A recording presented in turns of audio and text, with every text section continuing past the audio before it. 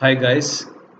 Many of us think that after the graduation I would take up the empire and the business well erected by my parents, and with that I will live my life.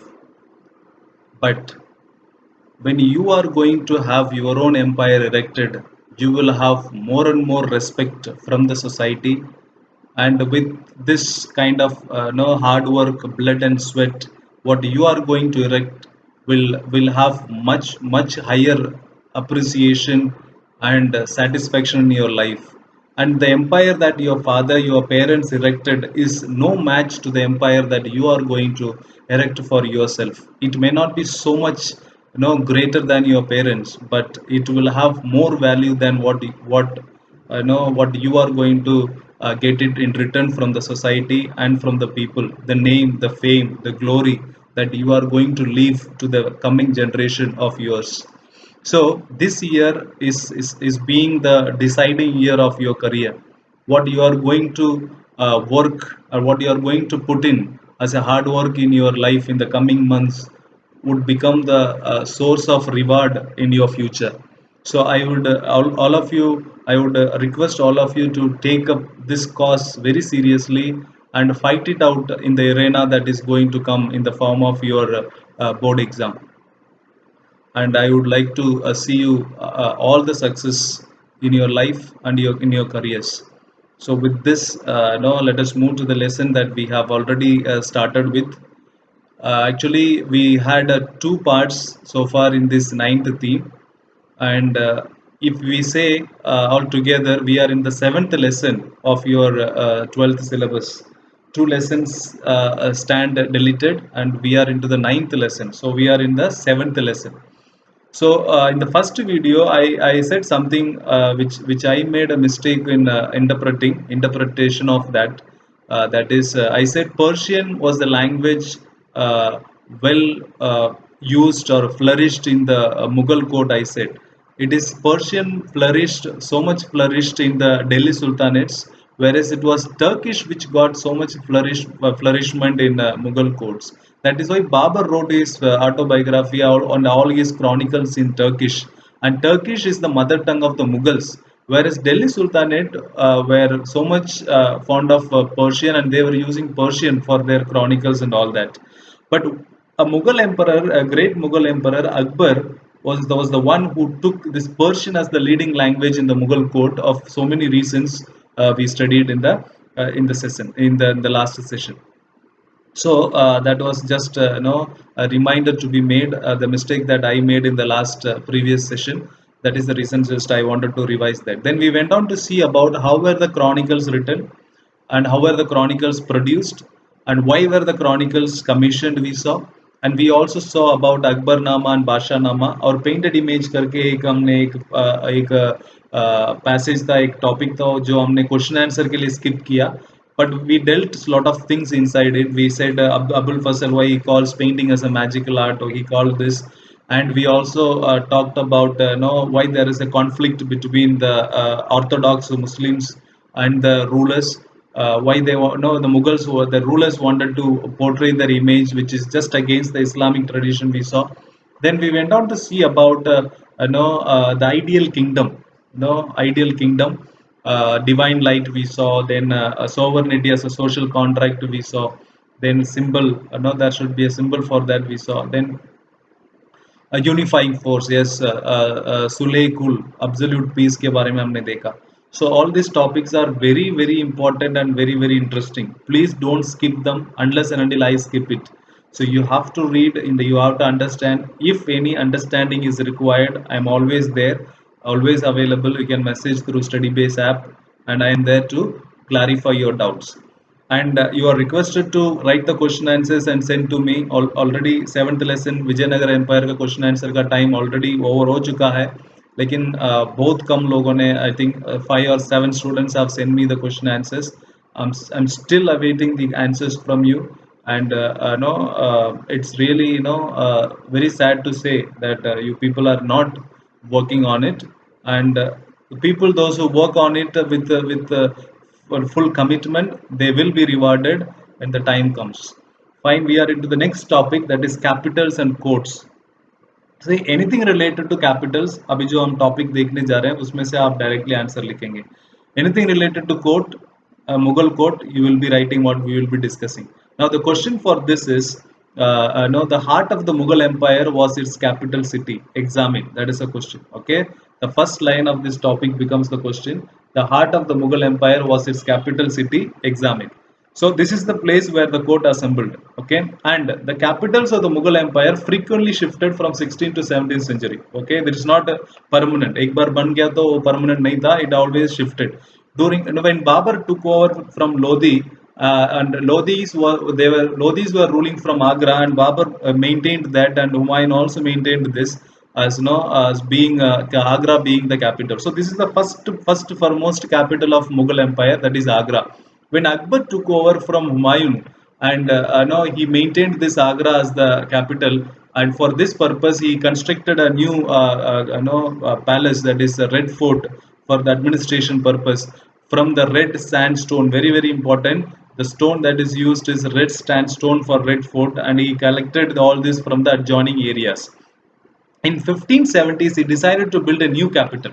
Okay, he said, I know my name should be well echoed in the times to come, the posterity to come. So he wanted to build a new capital in his name. That is, the place he chose for that purpose is Fatehpur Sikri, which is just 40 kilometers away from Agra. And why he chose this is the very very important question which you need to know. Why he chose this? He chose this because one of the reasons prompting this may have been that Fatehpur Sikri was located on the direct road to Ajmer, where Dargah of Sheikh Muinuddin Chishti had become an important pilgrimage center for him and for the world. So we studied in the last lesson that Akbar used to visit this Dargah, Ajmer Dargah, at least 2 or 3 times in a year for various reasons. We studied that also in the last lesson, that is Sufi saints lesson में हमने देखा था. Okay, so that is the main reason. Then Mughal empires entered in a close relationship with Sufis and justice, that all that we saw last lesson हमने देख लिया था. Akbar commissioned the construction of white marble tomb for Sheikh Salim Chishti next to the majestic Friday mosque at Sikri. यहाँ पे सिकरी, यहाँ पे दो question बन सकते हैं. एक तो कि who commissioned the construction of white marble tomb for Sheikh Salim Chishti, or where is this majestic Friday mosque located? It is located in Fatehpur Sikri, and this is also constructed by Akbar only. Now so many one markers, इसमें बहुत सारे one marker बनेंगे, लेकिन अगर question आ गया तो point डाल के फट एक एक लाइन, इसमें आप एक ही लाइन स्किप कर सकते हो. वो है ये, that is the Mughal empires entered in close relationship with sufis and Chishti. सिलसिला ये सेंटेंस आप स्किप कर सकते हैं क्योंकि ऑलरेडी हम देख चुके हैं. You need not right in your answers. The enormous arched gateway, which is known as Buland Darwaza, which is just left side in this page. Can you see this majestic? अगर ये नहीं देख सकते तो very sad, very sorry state of affair. The enormous arched gateway Buland Darwaza, which is located here in Fatehpur Sikri. Why was it constructed? It was constructed to remind the visitors of the Mughal victory over this Gujarat rulers. Gujarat rulers के साथ एक बहुत बड़ा एक battle था, and in which Akbar won the battle, and he wanted to build in memorance, in memory of that, in remembrance of that victory. Okay, so in order to commemorate the victory of Gujarat rulers, he built this Buland Darwaza.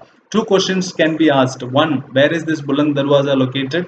The second question is, why was it constructed by Akbar? It was constructed to remind the visitors of the Mughal victory over Gujarat rulers. In 1585, the capital was transferred to Lahore. He shifted again the capital to Lahore. Why? The reason is to have more and more control over the northwest frontiers, boundary line. No, there were a lot of frequent attack by the Iran and Afghanistan rulers. So he wanted to have a check over them. So he shifted the capital so that he himself can go there and have a close watch over them. And he maintained that for 13 years. Then Shah Jahan, he pursued the sound fiscal policy and accumulated enough money to indulge the passion for building. We know Shah Jahan, such a wonderful person, indulged all his passion for building purpose in the form of, we have today one of the world wonders, Taj Mahal. So building activity in monarchical cultures, as you have seen in the early rulers, also was the most visible and tangible sign of dynastic rule, power, and prestige. Okay, leave that line and all that. In the case of Muslim rulers, it was considered as an act of piety. Any ruler, if he is focusing more on building some monuments and all that. That is because he wanted to show his power, wanted to show his wealth and prestige. But for the Muslim rulers, this is just opposite. It was considered as an act of piety. Piety meaning devotion.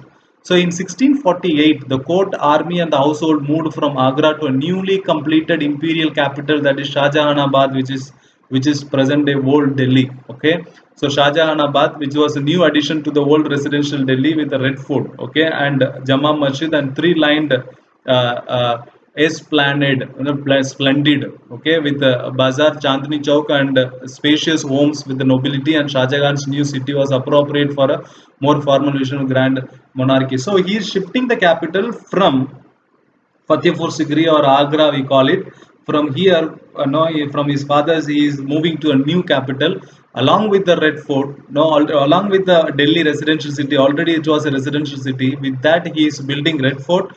He is constructing Jama Masjid. He is also constructing a new bazaar, that is Chandni Chowk ka jo bazaar hai. He is constructing that, and with that, even the homes for the nobility to live. So he is shifting the whole capital to Shahjahanabad. So that is another capital. So this is all about, now if we talk about Aurangzeb, he is shifting his capital to Aurangabad. So no, from Delhi he is shifting to Aurangabad. So that is not mentioned in the book, but yes, that is also a fact to be known. So this is all about capital city. Okay, interesting facts. All the facts are very important from the perspective of answers as well as from the perspective of MCQs. Fine. We have seen a very important map also. This one or not map, picture based question also. Buland Darwaza, a picture last year exam में आ चुका है. Fine. It can come again. Nothing stops it. Now we have another very important topic, that is Mughal court.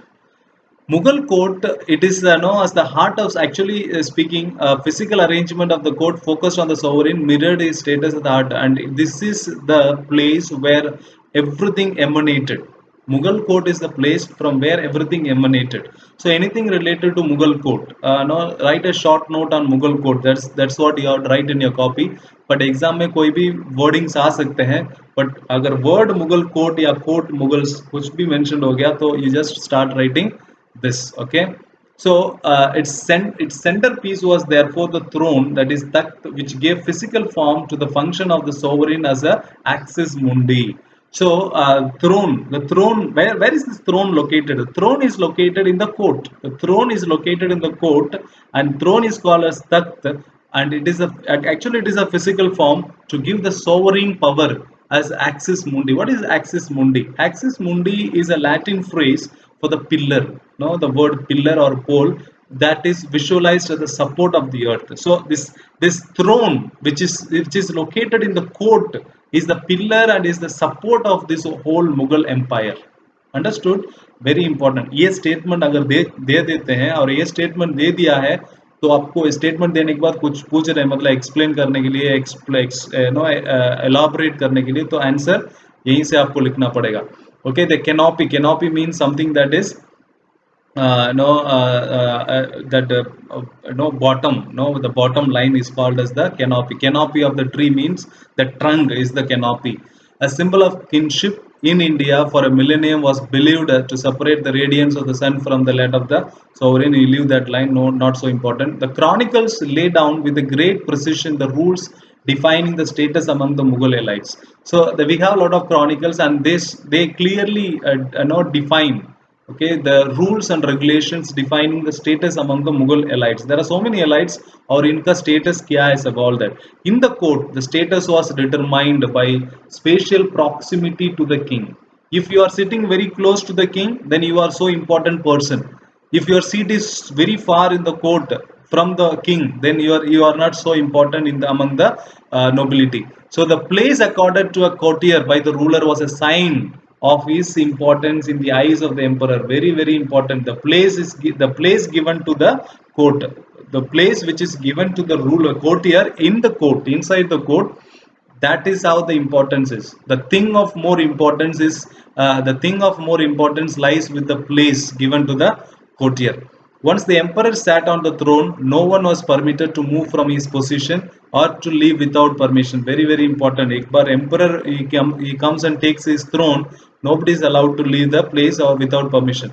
Social control in the court society was exercised through careful defining in in full detail of the forms of address, then courtesies speech which were acceptable in court, slightest infringement of etiquette was noticed and punished on the spot. Everything.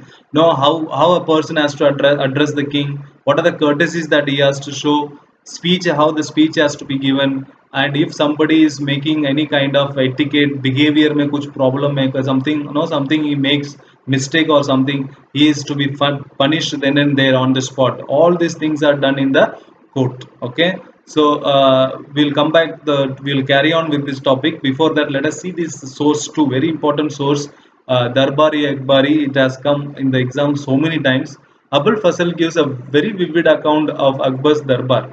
He is telling that whenever His Majesty Akbar holds a court in Darbar, a large drum is beaten, the sounds of which, accompanied by a divine praise, now God's name is taken. In his manner, people of all the classes receive notice. His Majesty's sons, grandchildren, and then grandees of the court, all the others men who have no admittance, attend to make Cornish.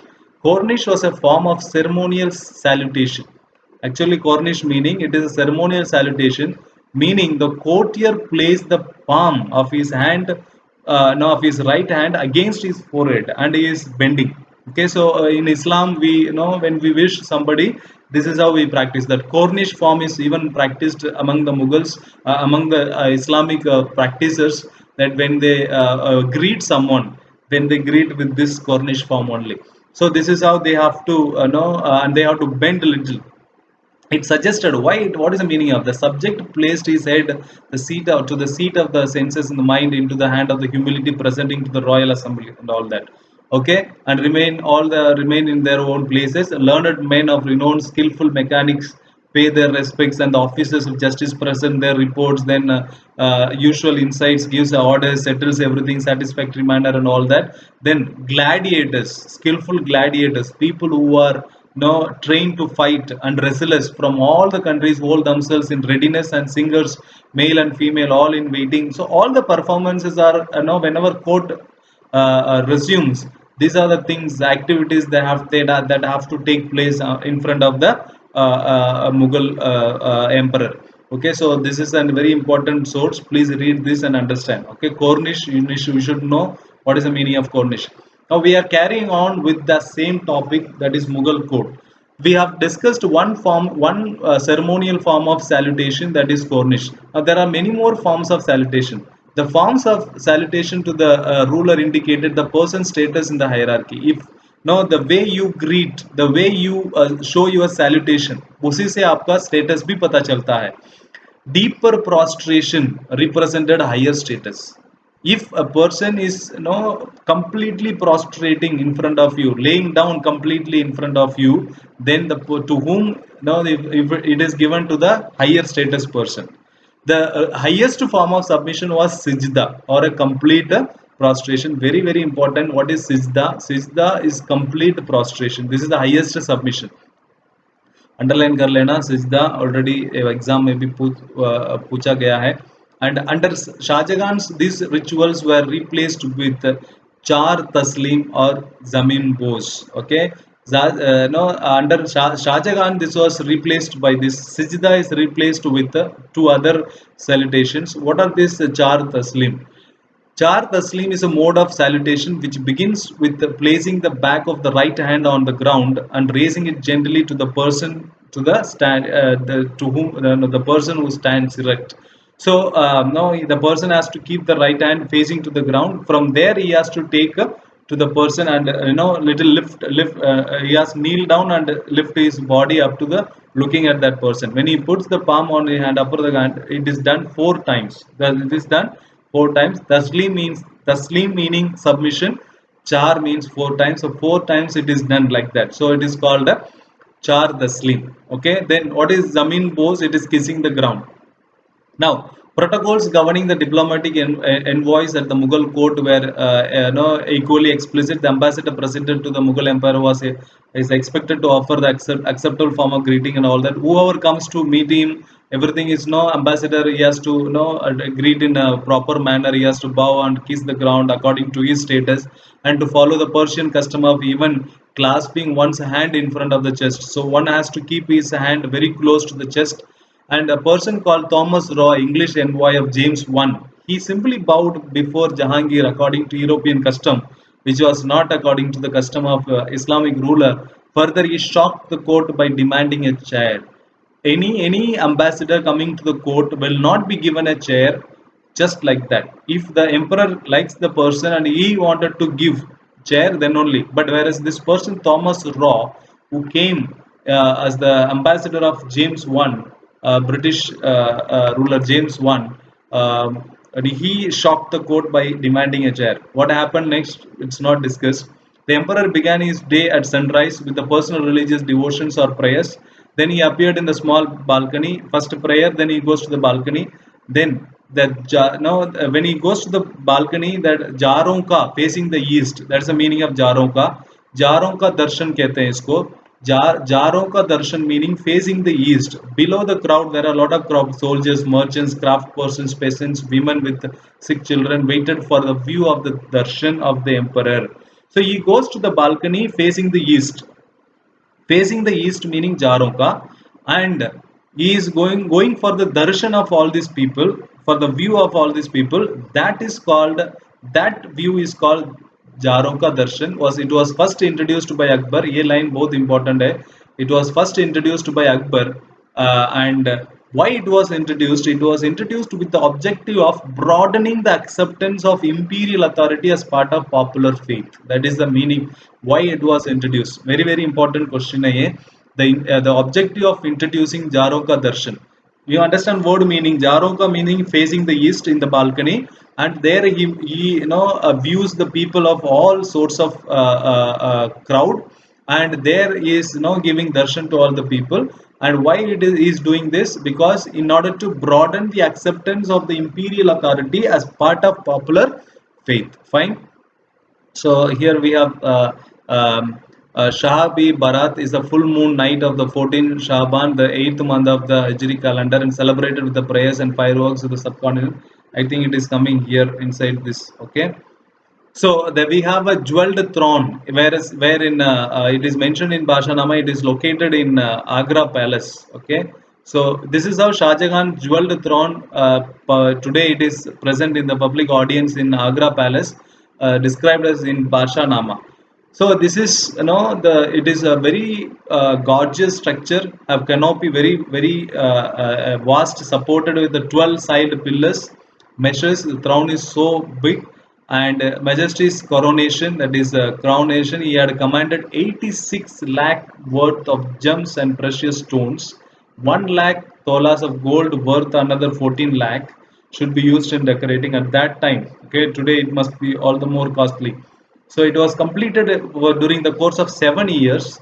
Among the precious stones used upon was a ruby worth of 1 lakh rupees. Okay, and Shah Abbas Safavi has sent the late of Emperor Jahangir, and on this ruby were inscribed the names of on this ruby is a precious stone. On this the great rulers like emperors like Taimur Sahib A Quran, Mirza Shahrukh, Mirza Ulugh Beg, Shah Abbas, and even Akbar Jahangir and His Majesty himself, Shah Jahan himself. These are some of the great names that have been inscribed on this throne. Okay, jeweled throne installed by Shah Jahan. Okay, some important fact it is. You just read that out of the answers. Now, after spending the hour at the Jaroka Darshan, the emperor walked into the public hall. So we are seeing the daily activity of the emperor. First, he gets up prayers, then he goes to the balcony for Jaroka Darshan, then public.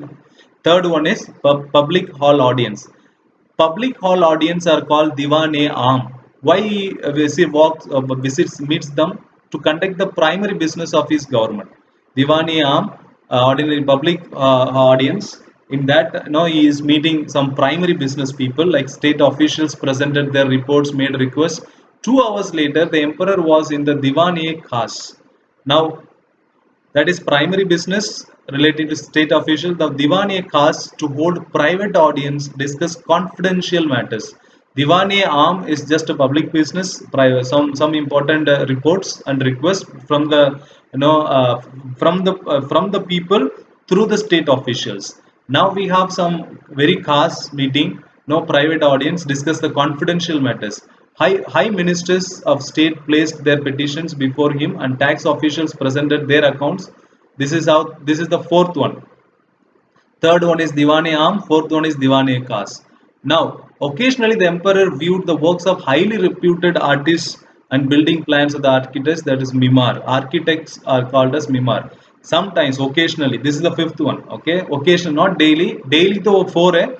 Occasionally ये भी होता है, ठीक है. Now, on special occasions such as anniversary of the accession to the throne, Eid or Shah Be Barat. So we studied this in the box there.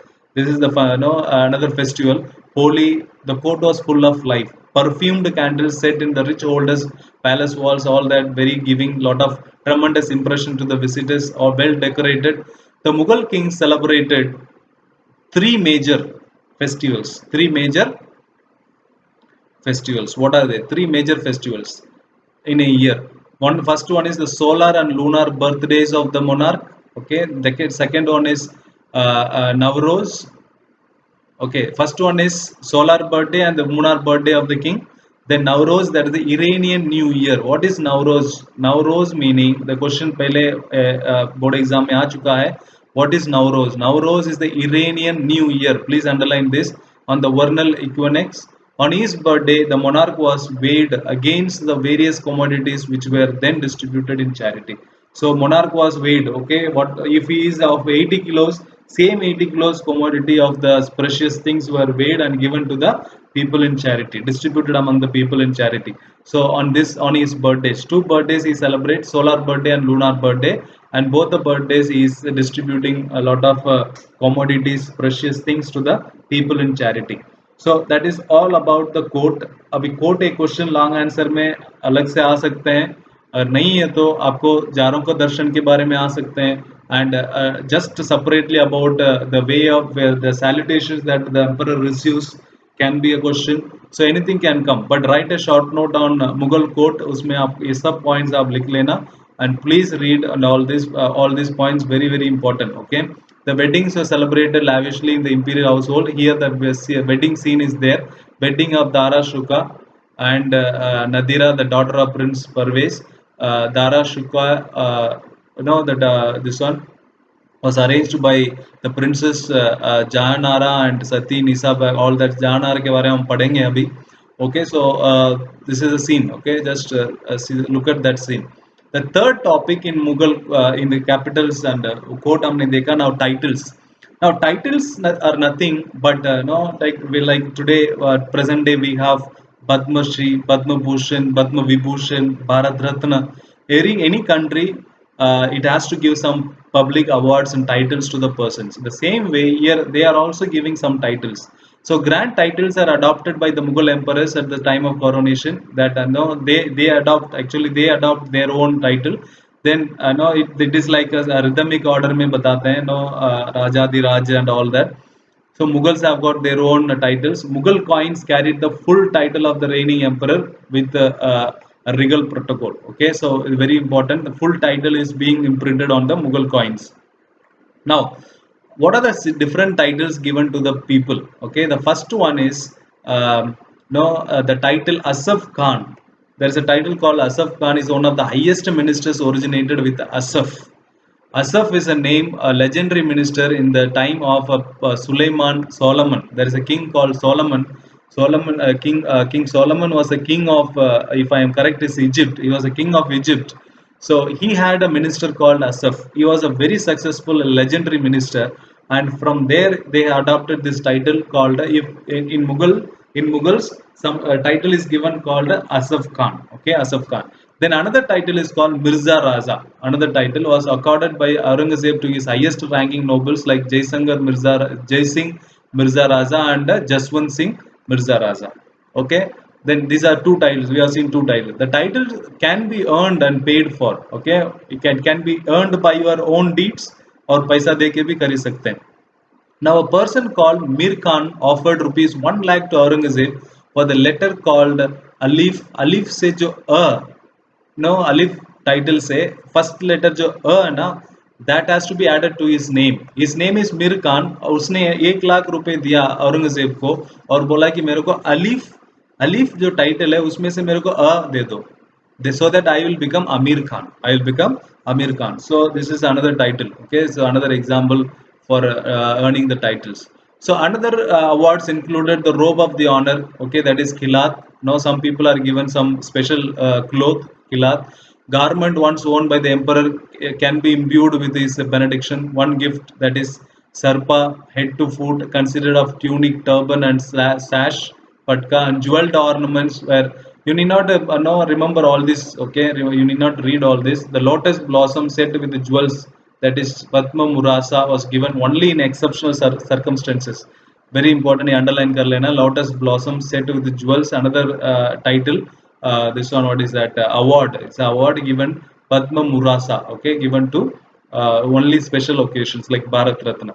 A courtier never approached the emperor empty-handed. Whenever he came with a lot of money or amount of some large amount peshkesh. Some diplomatic relations gifts were also regarded as a sign of honor and respect. Ambassadors performed important function of negotiating treaties and relationship between these rulers. And when they came, they also came with some gifts and all that. Thomas Raw, when he came, he was disappointed. He was disappointed when the ring presented to Asaf Khan. Asaf Khan was the minister. Asaf Khan को जब इन्होंने एक ring दिया था Thomas raw ने, वो वापस इनको वापस दे दिया गया. The reason is it was just merely 400 rupees का बहुत ही सस्ता वाला रिंग दिया था. तो असफ खान नाखुश हो गया तो वापस उस रिंग को इसने लौटा दिया थॉमस रो को. And that made Thomas Roe so much disappointed. So सब ये सब आप 1 मार्कर के लिए याद रख लेना, वेरी इंपॉर्टेंट है. थॉमस रो किसको दिया था and why it was return to him and all that. Titles में very important, that's Solomon title. And Mirza Raja किस किस को मिला, जय सिंह और जसवंत सिंह को मिला. ये पूरा टॉपिक अब वो आप 1 मार्कर के लिए पढ़ लेना.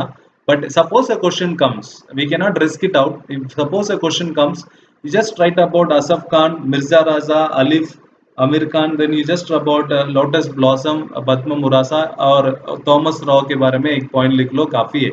If you write this much, you will get full marks. Okay, so don't worry about nothing more or nothing less. Okay, so I think we have completed one large, very important large topic in which capital cities, then Mughal court, then titles and gifts. So title and gifts, you just read them and take some notes for your own self. And I would request you to write the answer for capital cities and Mughal court, in which very important points are Jaroka Darshan. And when the routine, everyday routine day activities of Mughal, एक separate question आ सकते हैं. Daily routine activities of the emperor, Mughal emperor.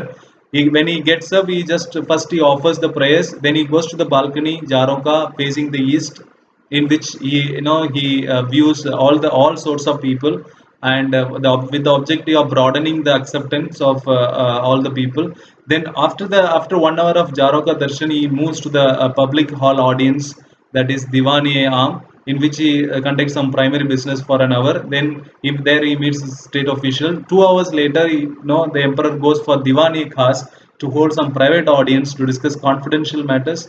Then their high ministers petitions and tax related reports and all that. Occasionally he meets the architects and artists and all that, not daily. And special occasions, no, he has a lot of people to be this one visited. And three important, very very important, Mughal kings celebrated three important festivals. One is the solar birthday and lunar birthday, and the Nowruz, that is Iranian New Year. So that is very important. Mughal court से ये separate question बन सकते हैं. उससे पहले Mughal court में हमने क्या देखा, we saw about yes, salutation, another very important question. Okay, salutation, in which you have to talk about complete prostration. Then we have to talk about the Cornish also. We have to talk about taslim, char taslim, which introduced by Shah Jahan, very very important. Then zamin pose. Then the last one is Then yes, then kissing the ground, and whenever some ambassadors came, according to the rank, they used to pay their salutations. Okay, fine. Salutations एक separate question आ सकते हैं. It all happens in the court. That is why Mughal court topic में ये सब आ रहा है. ठीक है, everything happens in the inside the court. So fine, that's enough. If you write about salutations, if you write about no daily activity of the king, that's enough for Mughal court. Capital cities, yes, we have enough and more points to be covered.